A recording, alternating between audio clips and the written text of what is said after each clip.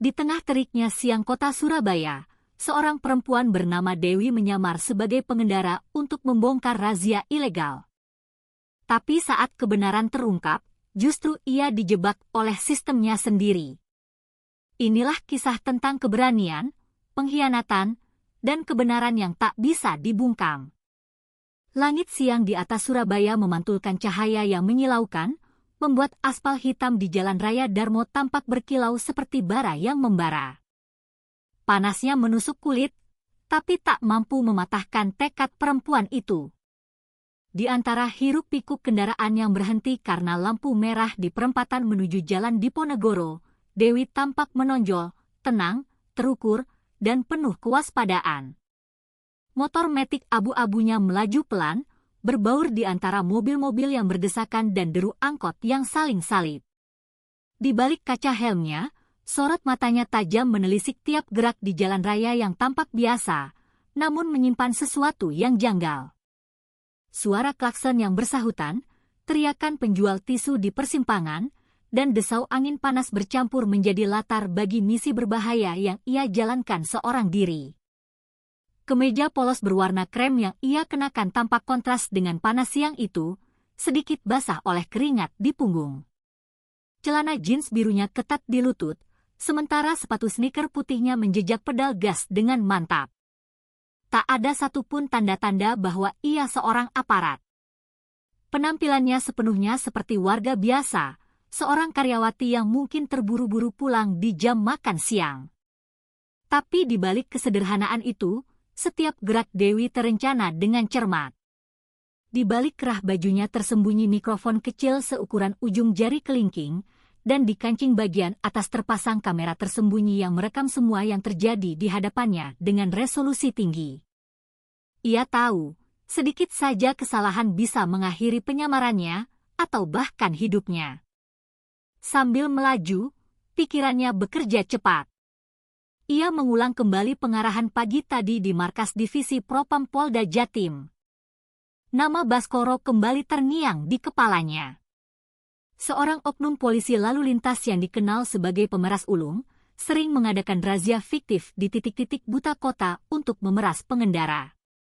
Beberapa laporan masyarakat sudah masuk selama berminggu-minggu, tapi setiap penyelidikan selalu kandas di tengah jalan. Ada kekuatan besar yang melindunginya, dan itulah yang membuat Dewi turun langsung ke lapangan. Ia tahu misi ini tak hanya soal razia jalanan, tapi bisa jadi pintu masuk ke jaringan korupsi yang lebih dalam dan mengakar di dalam institusinya sendiri. Angin panas berhembus dari sela gedung-gedung tua peninggalan Belanda saat Dewi menurunkan kecepatan. Di ujung jalan, dekat sebuah pasar kaget yang ramai, ia melihat tanda aneh itu. Barikade oranye yang sudah kusam, spanduk bertuliskan, pemeriksaan kendaraan rutin, dengan cetakan yang sedikit miring, dan beberapa sosok berseragam coklat berdiri dengan tangan di pinggang. Pemandangan itu seperti sandiwara yang dipentaskan dengan buruk. Terlalu rapi untuk operasi preman, tapi terlalu kasar dan serampangan untuk sebuah operasi resmi. Dewi menarik napas panjang di balik helmnya. Ia tahu, inilah panggung tempat kebusukan akan terbuka. Mesin motornya berderu pelan, dan di bawah terik matahari Surabaya yang membakar, seorang perempuan muda bersiap menghadapi kebenaran yang selama ini disembunyikan di balik seragam dan peluit. Beberapa jam sebelum matahari mencapai puncaknya, suasana di markas divisi Propam Polda Jatim terasa tegang dan sunyi. Di dalam ruang briefing kecil yang hanya diterangi lampu neon putih yang berkedip-kedip, Dewi duduk tegak di depan layar monitor yang menampilkan pesan terenkripsi. Tulisan digital berwarna hijau berkedip di layar hitam, menyebut satu nama yang sudah lama jadi bisik-bisik di kalangan penyidik internal, Baskoro. Suara operator terdengar pelan dari RPC-nya, memberi arahan agar ia berhati-hati. Target ini bukan sekadar polisi nakal, Why? Dia adalah bagian dari rantai kekuasaan gelap yang sulit disentuh hukum.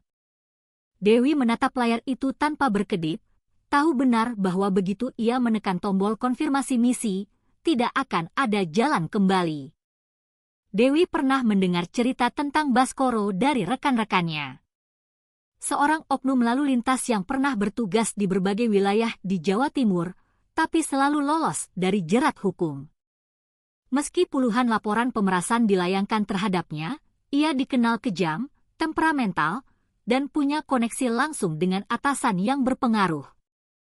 Beberapa penyidik yang mencoba membongkar kasusnya dulu tiba-tiba menghilang tanpa jejak. Sebagian dicopot dari jabatan dengan alasan yang dibuat-buat, sebagian lain mengundurkan diri secara mendadak dengan surat yang isinya terasa janggal. Fakta-fakta itu membuat darah Dewi berdesir. Tapi rasa takut yang muncul tak menghalanginya, justru menyalakan semangatnya untuk menuntaskan apa yang belum sempat diselesaikan orang lain. Di ruang itu, Dewi menyiapkan perangkat penyamarannya dengan teliti.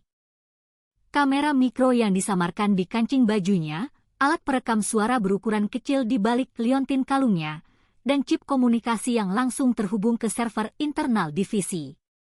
Setiap pergerakan, setiap kalimat yang ia ucapkan akan terekam dan tersimpan di data aman. Tapi Dewi tahu, sistem internal juga tidak sepenuhnya bisa dipercaya. Terlalu banyak tangan kotor yang sudah masuk ke dalam. Karena itu, ia juga menyiapkan rencana cadangan, salinan rekaman otomatis yang akan dikirim ke penyimpanan terenkripsi di luar sistem Polri, yang hanya bisa diakses oleh atasannya yang paling ia percaya, AKBP Wibisono. Ia tidak ingin bernasib sama seperti mereka yang hilang sebelumnya. Sebelum berangkat, seorang kolega menepuk bahunya pelan dan berbisik, "Kalau kau bertemu Baskoro, jangan percaya siapapun di sekitarnya, bahkan bayanganmu sendiri."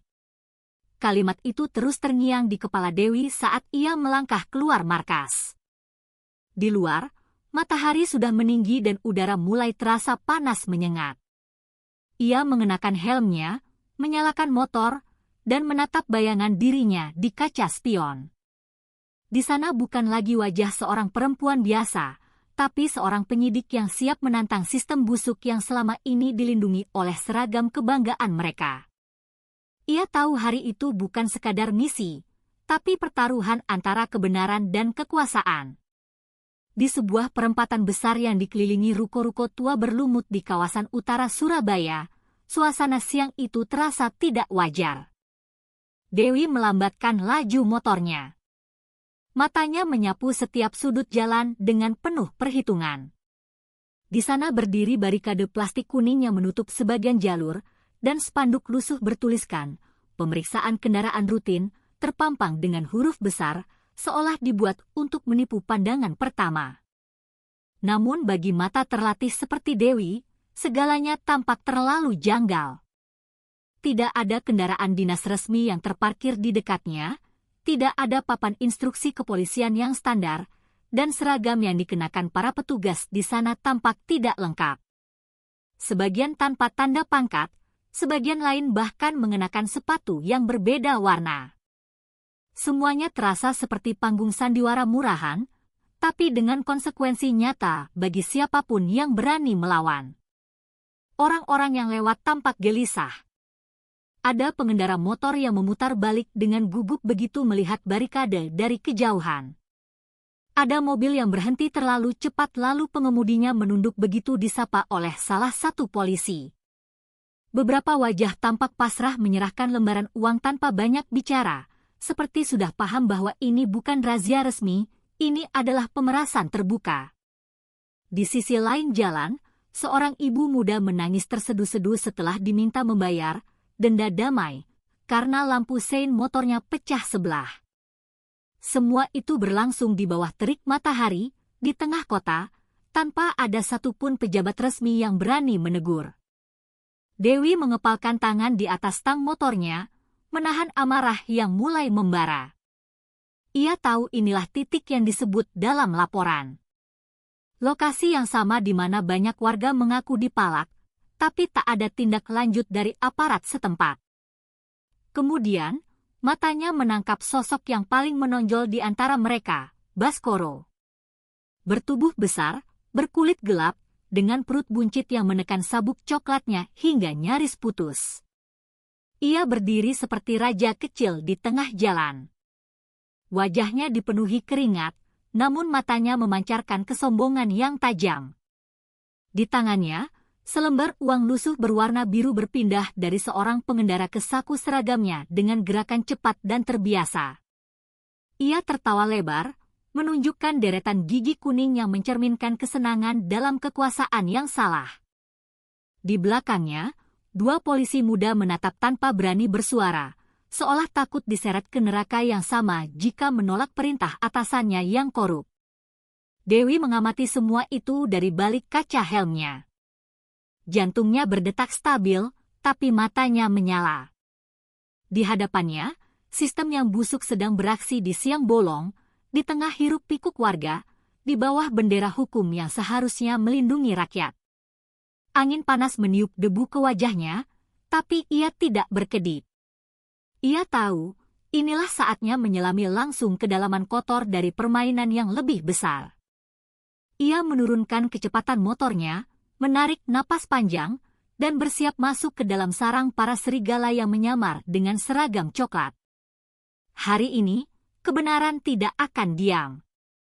Peluit tajam melengking memecah panas siang, menggema di antara deru kendaraan dan suara mesin yang berdesakan. Baskoro berdiri di tengah jalan, tangan kanannya terangkat tinggi. Matanya menyipit ke arah pengendara yang baru saja ia hentikan, seorang perempuan berjaket krem yang tampak terlalu tenang untuk situasi seperti itu. "Berhenti!" "Cek surat-surat," teriaknya keras, dengan nada yang tak lagi terdengar seperti penegakan hukum, melainkan perintah seorang penguasa jalanan. Dewi menepi perlahan ke bahu jalan, mematikan mesin motornya dengan gerakan tenang, seolah tak terusik oleh nada arogan di hadapannya. Ia tahu, ini momen yang sudah ia tunggu. Udara di sekitar mereka terasa lebih berat. Warga yang sedang melintas memperlambat laju kendaraannya. Beberapa berhenti di kejauhan untuk menonton, curiga. Baskoro melangkah mendekat, tubuh besarnya menutupi sebagian cahaya matahari. Ia menatap dari atas helm Dewi, mencoba membaca ketakutan di wajah perempuan itu. Tapi Dewi justru melepas helmnya perlahan. Gerakannya tenang dan penuh kendali. Rambut hitamnya yang diikat ekor kuda sedikit berantakan karena angin, namun sorot matanya tajam seperti bilah pisau. Wajahnya tampak kalem, tapi di balik ketenangan itu ada api kecil yang sedang menunggu saat yang tepat untuk menyala. "Surat-surat, cepat!"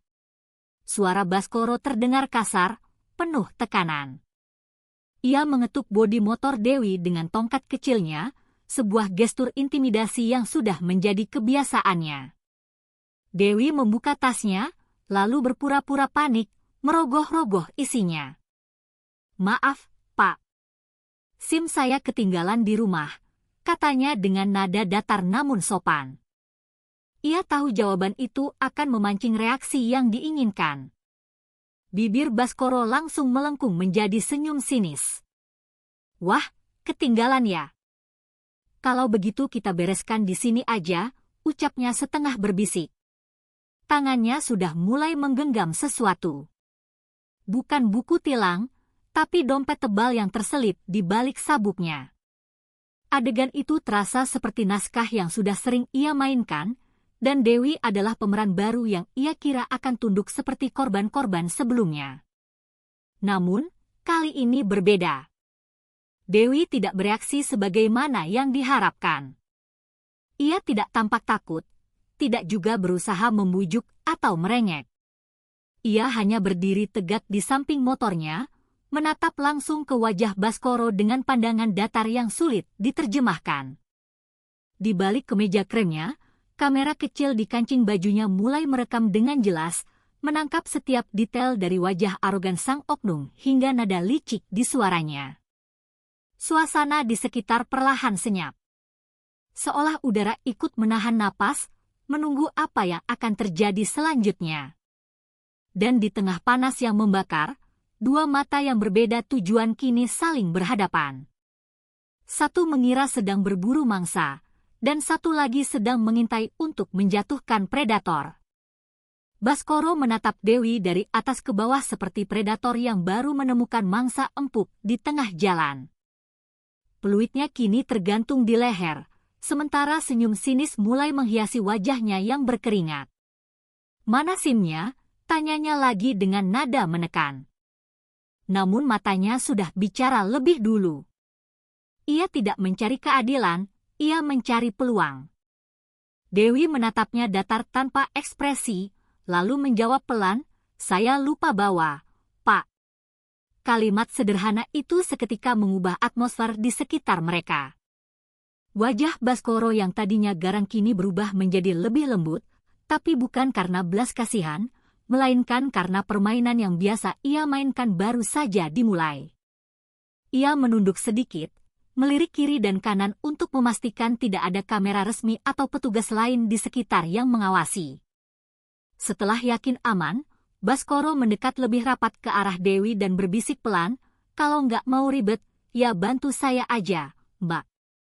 Kalimat itu meluncur begitu santai, seolah menjadi bahasa sehari-hari dalam pekerjaannya. Tangannya yang besar mengelus gagang tongkat di pinggang, sementara matanya menatap tajam mencoba membaca reaksi lawan. Dewi berpura-pura gugup, menunduk dan memainkan ujung tasnya. Tapi di balik gerakan kecil itu, kamera mikro di kancing bajunya sudah aktif. Merekam setiap nada suara, setiap ekspresi, setiap langkah kecil yang akan menjadi bukti kuat di meja investigasi nanti.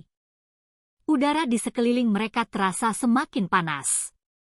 Bukan hanya karena matahari, tapi karena ketegangan yang mulai mengental. Beberapa pengendara lain yang berhenti di belakang ikut memperhatikan. Sebagian sudah menyalakan ponsel secara diam-diam, curiga dengan sikap Baskoro yang terlalu santai terhadap pelanggaran lalu lintas. Dewi bisa merasakan tatapan orang-orang di punggungnya, tapi ia tetap fokus. Dalam pikirannya, ia menghitung setiap langkah dan detik.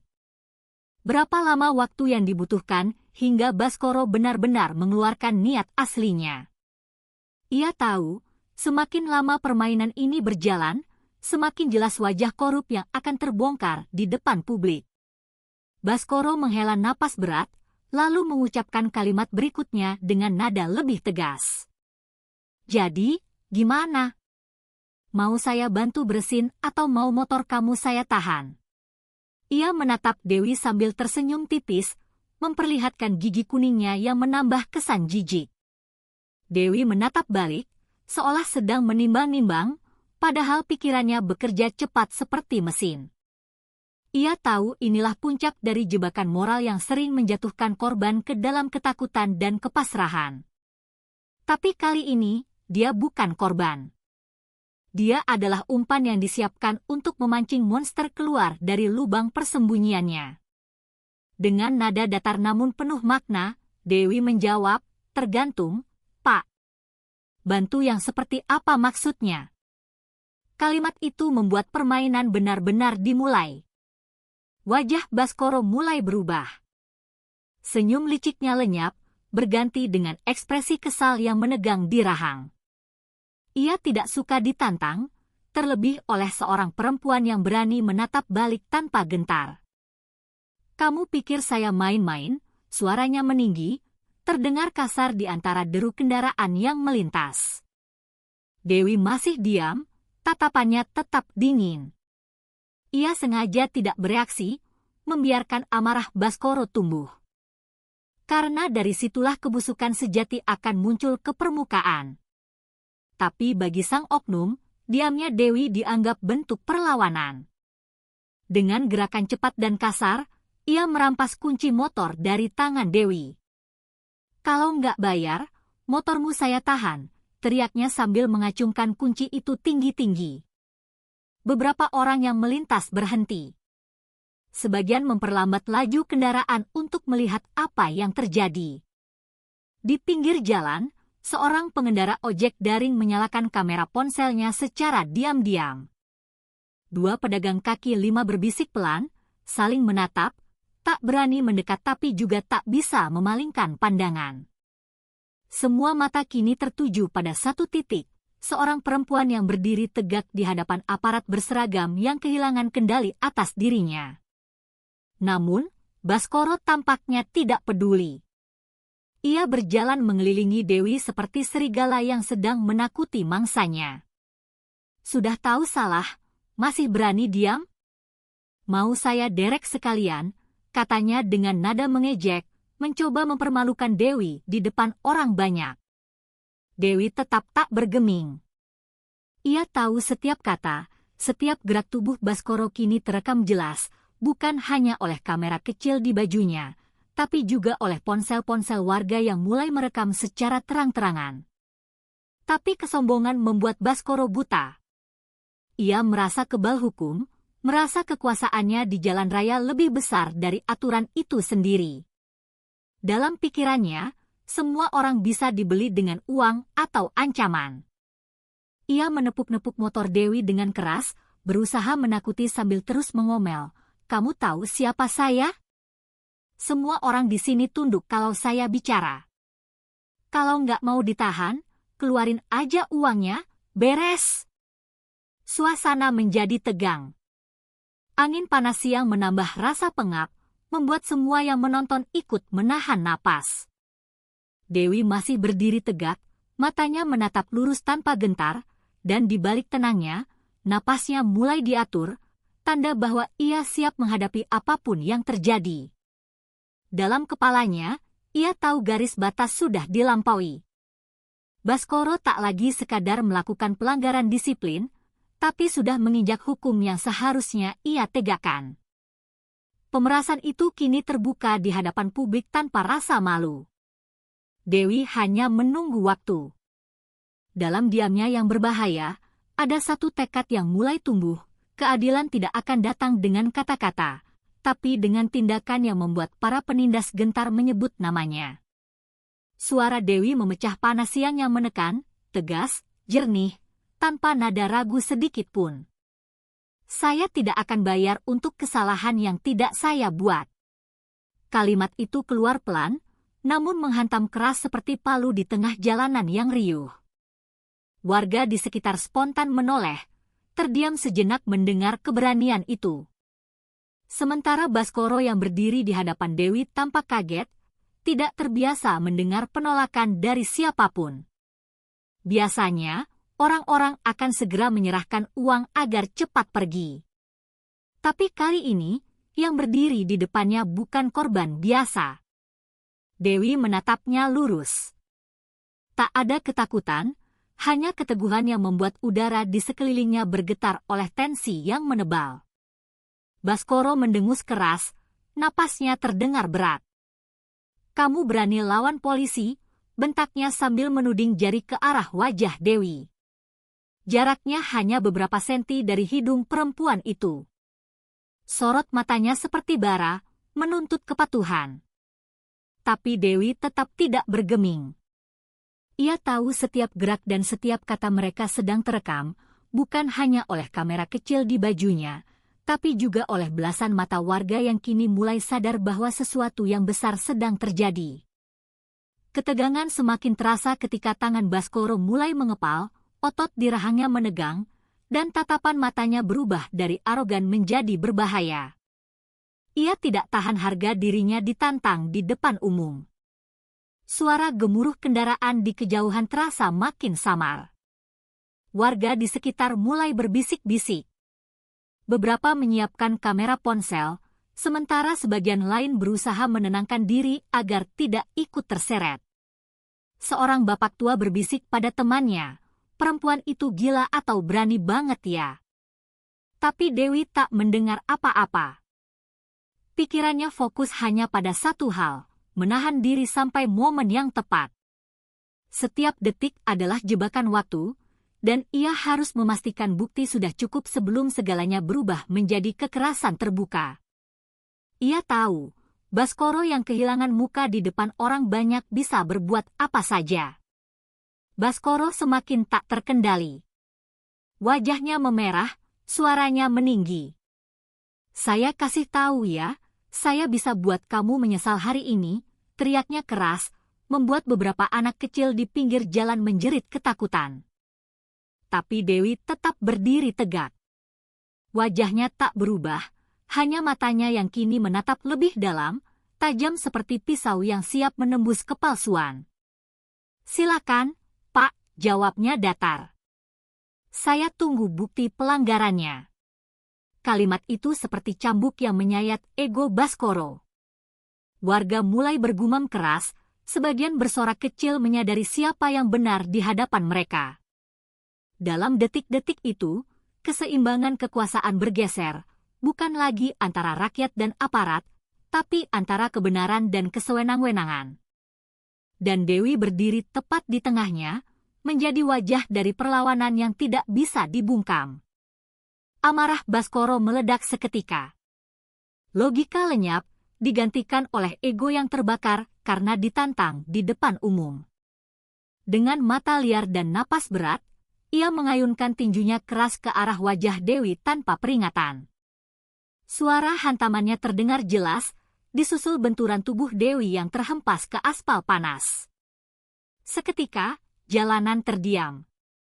Hanya suara sepatu Baskoro yang bergeser di atas aspal dan napas tercekat warga yang terdengar.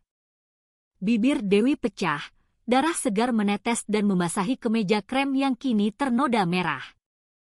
Sakitnya merambat sampai ke tengkuk, tapi Dewi tidak menjerit. Ia hanya menggertakkan gigi, mencoba menahan tubuhnya tetap sadar. Jeritan warga mulai pecah. "Astaga, polisi mukul perempuan!" teriak seseorang dari sisi jalan. Beberapa orang spontan mengangkat ponsel mereka, merekam setiap detik adegan yang tidak seharusnya terjadi. Namun, Baskoro justru berdiri tegap, menatap kerumunan dengan wajah penuh kesombongan. Ia tertawa keras, suara tawanya menggema di antara panas dan debu jalanan. "Biar tahu rasa, perempuan sok berani," katanya dengan nada menghina, seolah baru saja menegakkan hukum. Tawa itu terdengar menjijikkan, memotong setiap nilai kehormatan yang tersisa di balik seragam coklat yang ia kenakan. Dewi masih di tanah, tubuhnya gemetar karena benturan keras, tapi di balik rasa sakit, matanya menyala tajam. Ia tahu kamera kecil di bajunya masih menyala. Setiap detik, setiap kata, setiap tawa angkuh itu kini menjadi bukti tak terbantahkan.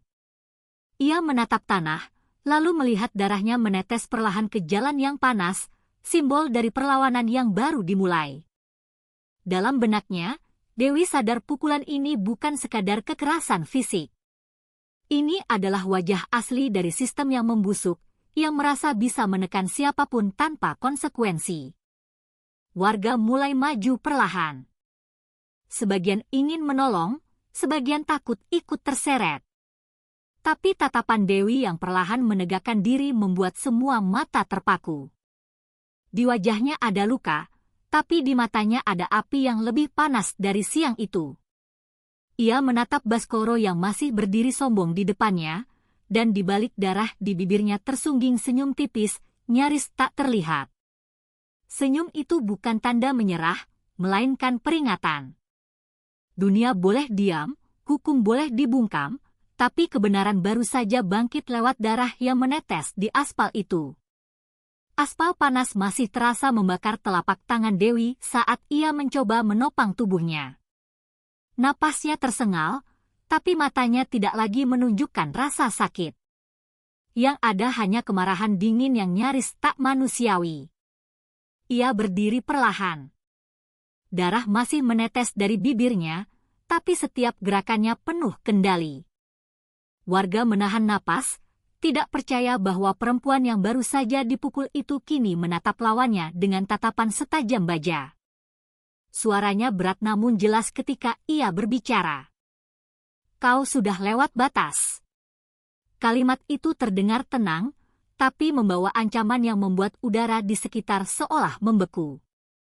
Bahkan suara kendaraan yang melintas pun seakan menghilang, digantikan keheningan tegang yang hanya menunggu ledakan berikutnya. Dalam hitungan detik, Dewi melangkah maju cepat.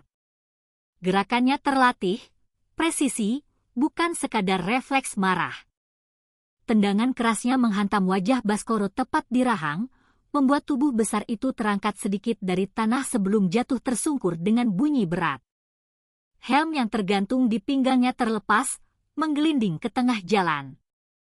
Warga menjerit kecil, lalu sunyi sejenak sebelum teriakan kagum mulai pecah. Dia balas! Perempuan itu balas, teriak seseorang di antara kerumunan. Tapi Dewi tidak memperhatikan apapun. Tatapannya tetap terkunci pada Baskoro yang kini berusaha bangkit. Matanya penuh kebencian tapi tubuhnya kehilangan keseimbangan. Dua polisi lain yang berdiri di belakang segera maju mencoba menahan Dewi. Tapi langkah mereka terlalu lambat. Dewi bergerak seperti bayangan. Satu tangan memutar lengan polisi pertama dan memitingnya hingga terdengar suara sendi bergeser. Lalu siku kirinya menghantam rahang polisi kedua dengan presisi militer. Tubuh mereka roboh bersamaan, membuat debu dan panas yang naik ke udara. Warga di sekitar spontan bersorak, campuran antara kekaguman dan ketegangan. Beberapa mulai merekam lagi, sementara yang lain hanya berdiri terpaku, menyadari bahwa apa yang mereka lihat bukan sekadar perkelahian jalanan, tapi kebangkitan seseorang yang menolak tunduk pada ketidakadilan. Dewi berdiri tegak di tengah jalan.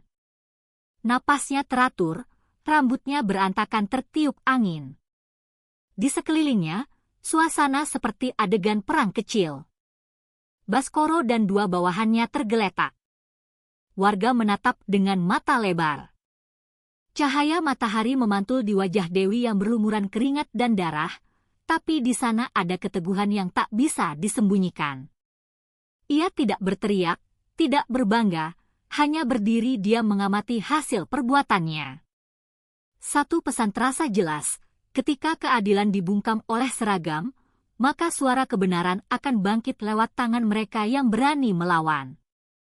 Dan hari itu, di tengah jalanan kota Surabaya, seorang perempuan bernama Dewi menjadi simbol dari perlawanan yang tak lagi bisa dihentikan. Keheningan menyelimuti jalanan yang beberapa menit lalu berubah menjadi medan ketegangan. Angin panas berembus pelan, membawa debu yang menempel di seragam para polisi yang kini berdiri kaku, tak tahu harus berbuat apa. Dewi perlahan merogoh saku kemeja kremnya yang kini penuh noda darah dan debu. Warga menatap penuh penasaran, beberapa masih menahan ponsel dalam posisi merekam. Dewi menarik napas panjang, lalu mengangkat sebuah kartu kecil ke udara. Suaranya terdengar lantang, menggetarkan udara siang itu. "Nama saya Dewi, dari Divisi Propam Polda Jatim," ucapnya tegas. Semua mata seketika membesar. Ucapan itu seperti petir di tengah langit terik, membelah kebohongan yang selama ini mereka terima mentah-mentah. Kata-katanya berlanjut, penuh tekanan dan keyakinan. "Kalian semua baru saja menyaksikan bukti pemerasan dan kekerasan oleh aparat sendiri." Kalimat itu menggema, menusuk rasa malu yang bersemayam di hati siapapun yang masih punya nurani. Baskoro, yang masih terhuyung di tanah, menatap dengan mata kebingungan, tak percaya pada apa yang baru didengarnya. Polisi-polisi lain yang sebelumnya berdiri dengan dada membusung kini menunduk pelan, kehilangan wibawa yang mereka banggakan. Warga berdesakan, beberapa bersorak, sebagian menangis lega, dan sebagian lagi hanya terpaku, tak menyangka kebenaran bisa muncul dari sosok perempuan yang barusan mereka lihat dipukul. Suasana berubah drastis. Polisi-polisi yang tersisa mulai mundur. Langkah mereka goyah. Ada yang mencoba berlari ke arah barikade, tapi warga sudah mengepung mereka dengan lingkaran rapat. Beberapa motor dinas yang tadi menjadi simbol kekuasaan kini hanya terdiam, seperti saksi bisu dari kejatuhan moral yang terjadi di tengah jalan raya. Dewi melangkah ke depan, menatap satu persatu wajah para aparat itu dengan tatapan tajam yang tak butuh kata-kata. Ia bukan hanya menegakkan hukum hari itu, tapi mengembalikan martabat yang selama ini dirampas oleh keserakahan dan penyalahgunaan kekuasaan. Di atas trotoar, suara kamera ponsel bergantian berbunyi, mengabadikan momen bersejarah itu. Di tengah teriknya matahari, Dewi berdiri tegak dengan darah yang masih mengering di pipinya. Tidak ada senyum di wajahnya, hanya ketegasan yang memantulkan pesan kuat bahwa kebenaran tidak lagi bisa disembunyikan. Beberapa warga menyalaminya dengan gemetar, sementara seorang anak kecil berseru pelan, "Ibu polisi itu berani banget." Kalimat polos itu menutup adegan siang itu dengan makna mendalam. Karena di tengah sistem yang bobrok, keberanian satu orang bisa mengguncang bangunan kebohongan yang selama ini berdiri di atas penderitaan orang banyak. Ketika kerumunan mulai tenang dan warga masih sibuk menyalin rekaman, suara aneh tiba-tiba terdengar dari dekat kaki Dewi. Sebuah radio genggam kecil tergeletak di aspal, jatuh dari sabuk Baskoro yang kini duduk lemas di pinggir jalan. Dari alat itu terdengar suara berderak diikuti perintah tegas. Unit 7, segera tarik diri. Target bukan prioritas. Kalimat itu singkat, tapi dingin dan penuh tekanan. Semua yang mendengarnya langsung terdiam. Dewi menatap radio itu dengan tatapan tajam, lalu menunduk perlahan untuk mengambilnya. Suara di frekuensi itu terlalu rapi, terlalu profesional untuk sekadar komunikasi antar oknum di lapangan. Itu bukan instruksi spontan, melainkan perintah dari seseorang yang punya kekuasaan jauh di atas mereka semua. Dewi memutar volume radio sedikit, mencoba mendengar lebih jelas. Suara itu mengulang perintah yang sama dengan nada lebih rendah, seolah sadar komunikasi mereka sedang bocor. Unit 7, segera tarik diri. Konfirmasi ulang pada pos utama, jangan lanjutkan interaksi. Ucapan itu menegaskan satu hal, operasi yang seharusnya ilegal ternyata memiliki struktur dan komando.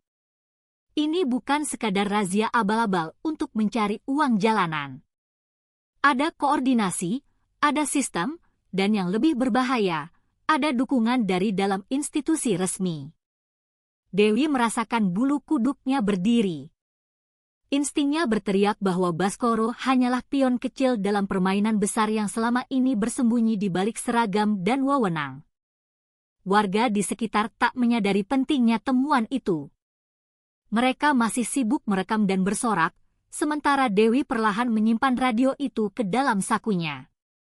Matanya menatap ke arah sebuah gedung tua di ujung perempatan, seolah ada sesuatu di balik jendela yang mengawasi sejak tadi.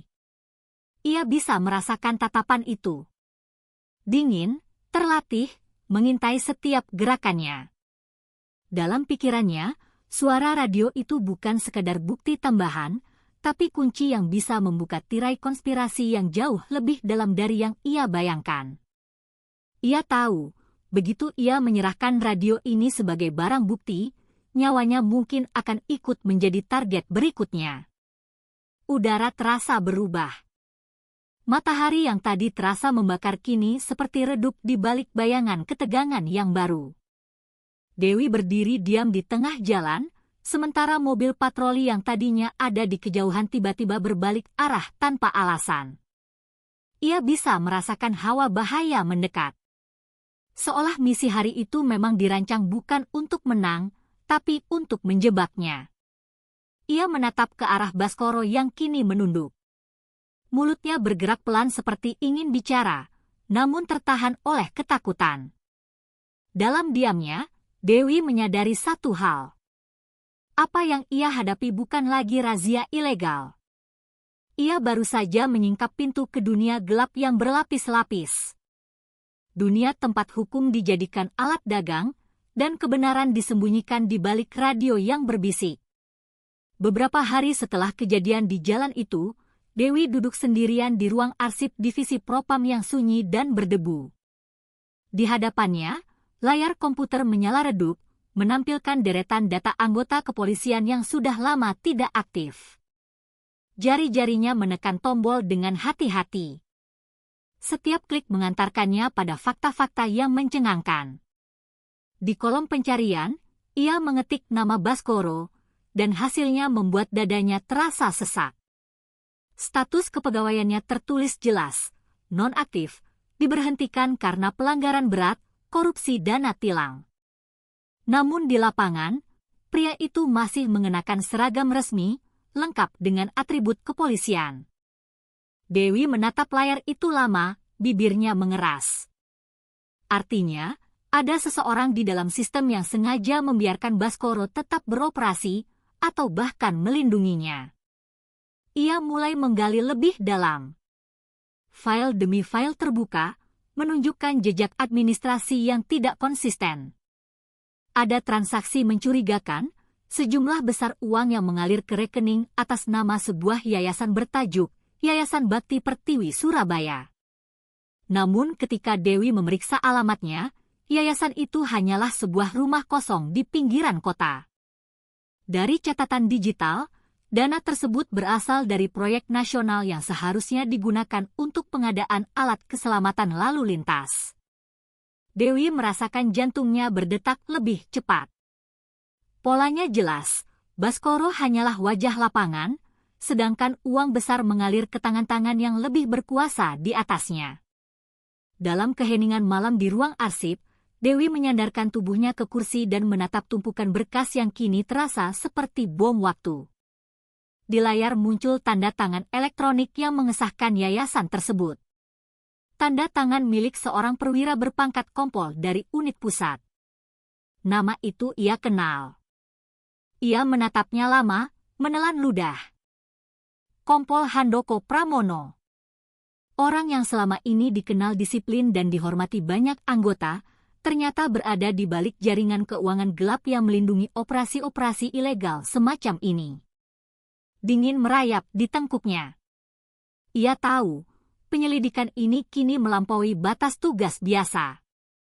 Ia sedang menggali lubang di bawah kaki para petinggi sendiri.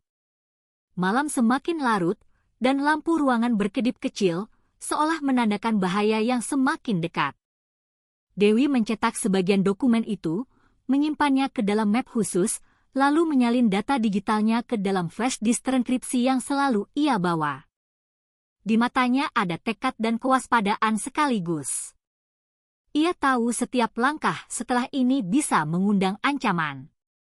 Tapi baginya, kebenaran tak boleh berhenti di layar komputer. Ia menatap jendela gelap di depan meja, melihat bayangannya sendiri. Sosok perempuan yang kini bukan lagi sekadar penyidik, tapi pemburu dalam sistem yang berusaha membungkamnya. Dan dalam hati kecilnya ia berbisik, kalau aku berhenti sekarang, mereka menang. Malam itu, ruang kerja Dewi dipenuhi cahaya redup dari layar komputer dan tumpukan dokumen yang berserakan di meja. Udara terasa berat, seolah setiap berkas yang dibukanya membawa bau busuk kekuasaan. Ia menelusuri aliran dana dari yayasan fiktif yang sempat ia temukan sebelumnya, mengikuti jalur transaksi yang berliku antara rekening pribadi dan proyek-proyek negara. Di layar, satu nama muncul berulang kali, muncul di setiap izin, tanda tangan, dan otorisasi dana, Kompol Handoko Pramono. Dewi terdiam sejenak. Nama itu bukan asing. Ia mengenal reputasinya sebagai perwira menengah yang disegani di pusat, dekat dengan sejumlah jenderal, dan dikenal licin dalam setiap langkahnya. Tapi yang membuat darah Dewi mendidih bukan hanya fakta itu, melainkan kenyataan bahwa dialah otak di balik sistem pemerasan yang selama ini menindas masyarakat di jalanan. Ia membuka folder komunikasi terenkripsi yang diambil dari server lama divisi internal. Saat diputar, suara berat dan datar terdengar dari rekaman, suara yang tak asing lagi baginya, sama seperti yang terdengar dari radio milik Baskoro di hari razia. Unit 7. Hapus semua rekaman sebelum sampai ke pusat. Jangan biarkan nama besar ikut terseret. Kalimat itu dingin dan penuh perintah. Dewi menatap layar, rahangnya mengeras. Teka-teki itu mulai tersusun jelas. Baskoro hanyalah boneka kecil yang digerakkan dari balik meja kekuasaan. Operasi razia ilegal bukan inisiatif individu, melainkan bagian dari jalur uang gelap yang menyalurkan dana fiktif ke proyek keamanan negara, diputar oleh orang-orang berseragam yang seharusnya menjaga hukum, bukan memperjualbelikannya. Dewi mencatat setiap detail dalam catatannya, tanggal, waktu, nada suara, bahkan tekanan di setiap kata yang diucapkan Handoko. Semakin dalam ia menelusuri, semakin ia melihat pola yang konsisten. Para oknum jalanan hanyalah wajah dari sistem yang jauh lebih rumit. Uang dari proyek infrastruktur, dana pengawasan publik, bahkan sebagian dana hibah luar negeri untuk keselamatan jalan, semuanya mengalir lewat yayasan yang sama. Dan yang menandatangani setiap pengesahan tidak lain adalah Handoko Pramono sendiri, menggunakan jabatannya untuk menutupi pencucian uang dalam bentuk program keamanan fiktif. Dewi memandangi monitor dengan tatapan kosong beberapa saat, sebelum akhirnya tersenyum getir. Ia menyadari satu hal, musuh sebenarnya bukan di jalanan, tapi duduk di ruang ber-AC, memakai seragam bersih, dan tersenyum di depan kamera seolah pahlawan. Di dalam dirinya, amarah dan keteguhan bercampur jadi satu. Ia tahu bukti ini cukup untuk mengguncang fondasi institusi, tapi juga cukup untuk membuatnya diburu. Perlahan, ia mematikan komputer, menyembunyikan flash disk ke dalam sepatu botnya, lalu menatap cermin kecil di dinding. Wajahnya tampak letih, tapi di balik tatapan itu menyala semangat yang tidak bisa dipadamkan. Kau pikir bisa menghapus semuanya, kompol Handoko, gumamnya pelan.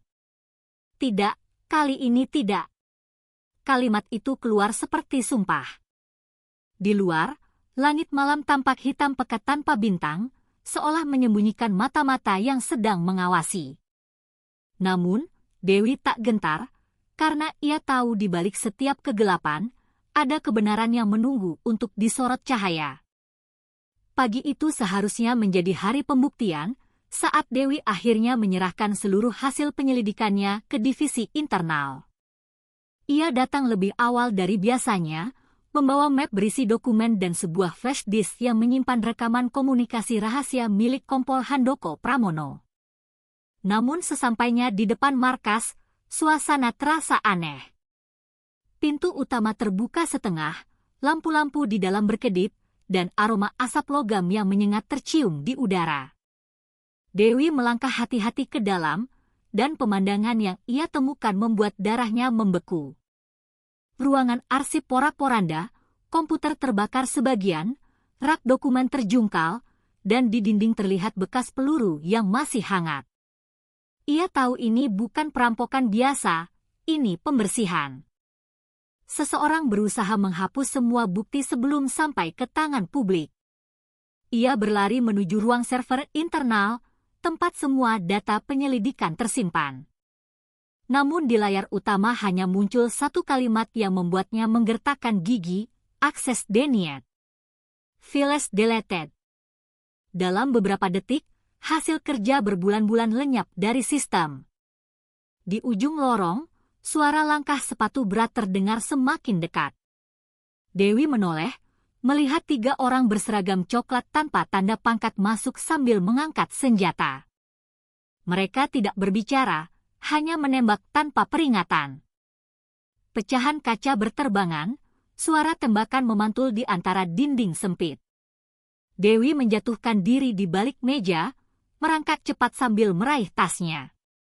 Ia tahu mereka bukan polisi resmi. Mereka adalah alat bayangan, dikirim untuk menghapus siapapun yang tahu terlalu banyak. Dengan napas terengah, Dewi berlari keluar lewat pintu belakang, menembus koridor sempit dan menuruni tangga darurat. Dentuman peluru terus terdengar di belakangnya, mengenai tembok dan pipa besi. Di tangannya, flash disk itu tergenggam erat, satu-satunya sisa dari semua bukti yang ia punya. Ia menyalakan ponselnya sebentar, membuka aplikasi penyimpanan rahasia yang terhubung ke server eksternal. Dengan jari gemetar, ia mulai mengunggah semua data yang tersisa ke cloud terenkripsi, yang hanya bisa diakses oleh satu akun milik atasannya, AKBP Wibisono, orang yang selama ini ia percaya sepenuhnya. Kalau aku tidak selamat, setidaknya kebenaran masih bisa disampaikan, gumamnya pelan di sela napas beratnya. Ia menekan tombol, upload, dan bilah sinyal berwarna hijau mulai berjalan perlahan di layar. namun waktu tidak berpihak. Suara mobil mendekat dari luar gedung. Sirene diputar keras, bukan untuk menolong, tapi untuk menutupi suara tembakan. Dewi memecah kaca jendela dan melompat keluar, jatuh di antara tumpukan sampah logam di gang belakang. Lututnya berdarah, tapi ia tidak berhenti.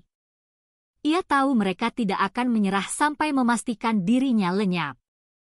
Dalam cahaya matahari yang mulai menembus langit Surabaya, Dewi berlari menyusuri gang sempit, meninggalkan jejak darah dan tekad di setiap langkahnya. Di belakang, suara radio penyerang terdengar samar. Target masih hidup, kejar sampai hilang kontak. Dewi menoleh sebentar, wajahnya penuh debu dan keringat, lalu berbisik dengan suara serak tapi tegas, "Kalau kalian pikir aku sendirian, kalian salah besar." Beberapa hari setelah pelariannya, dunia maya gempar. Video pemukulan antara Baskoro dan Dewi menyebar ke seluruh negeri. Tapi bukan seperti yang seharusnya. Narasinya dibalik secara keji.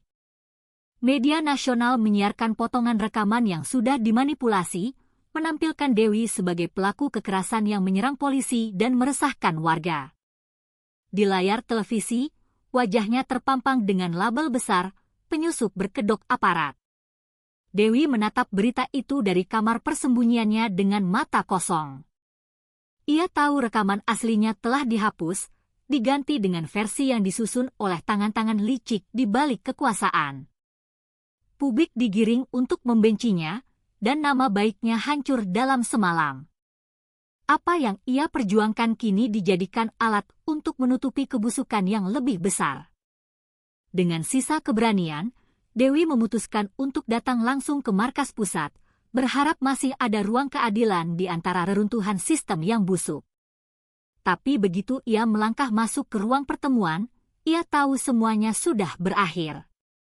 Di ruangan itu berdiri Kompol Handoko Pramono, mengenakan seragam rapi tanpa setitik noda.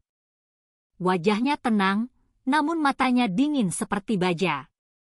Di meja, berkas penyelidikan yang Dewi kirim sudah dibuka. Bukan untuk ditindaklanjuti, tapi untuk dimusnahkan. "Tugasmu sudah selesai, Dewi," ucap Handoko pelan. Nadanya datar tapi penuh kuasa. "Kau hanya umpan." Kalimat itu memukul lebih keras dari pukulan Baskoro di hari razia. Dalam sekejap, Dewi memahami semuanya. Misi penyamarannya, data yang ia kumpulkan, bahkan pelariannya, semuanya sudah dirancang sejak awal. Bukan untuk membuka kebenaran, tapi untuk mengalihkan perhatian publik dari skandal penggelapan dana keamanan nasional yang jauh lebih besar. Dewi berdiri terpaku, tubuhnya kaku, matanya menatap kosong ke wajah orang yang dulu ia hormati. Jadi, semua ini jebakan, suaranya lirih, tapi mengandung kemarahan yang menahan tangis. Handoko tidak menjawab, hanya memberi isyarat halus dengan tangannya. Dari balik pintu, beberapa petugas berseragam hitam masuk dengan senjata laras panjang. Wajah mereka tanpa ekspresi. Dunia seolah melambat. Dewi menatap sekitar, mencoba mencari jalan keluar, tapi tahu tidak ada lagi yang bisa dilakukan. Pengkhianatan itu bukan sekadar pengkhianatan personal. Ini pengkhianatan terhadap keadilan, terhadap sumpah yang dulu ia ucapkan dengan keyakinan penuh. Ia menggenggam kepalan tangannya erat, menatap lurus ke arah Handoko. Dan dalam diamnya, ia sudah berikrar bahwa kebenaran tidak akan mati bersamanya. Kamera imajiner seolah menyorot wajahnya yang terluka dan berdebu, berdiri di antara barisan senjata yang diarahkan padanya. "Kalian boleh hapus namaku," katanya dengan suara serak tapi tegas. "Tapi tidak kebenaran yang sudah kulihat." Kalimat itu menggema seperti doa dan perlawanan terakhir. Dalam sekejap, ruangan itu gelap, suara klik senjata terdengar. Dingin, final, tanpa ampun. Layar gelap menutup kisahnya. Tapi di dunia luar, seseorang yang tak dikenal tiba-tiba mengunggah video asli pemukulan Baskoro ke jaringan publik. Dalam hitungan jam, kebenaran kembali muncul ke permukaan. Nama Dewi mungkin telah dihapus dari catatan resmi, tapi di hati rakyat, ia hidup sebagai simbol keberanian yang menolak tunduk pada kebohongan. Dan di balik gelapnya malam itu, satu pesan bergema,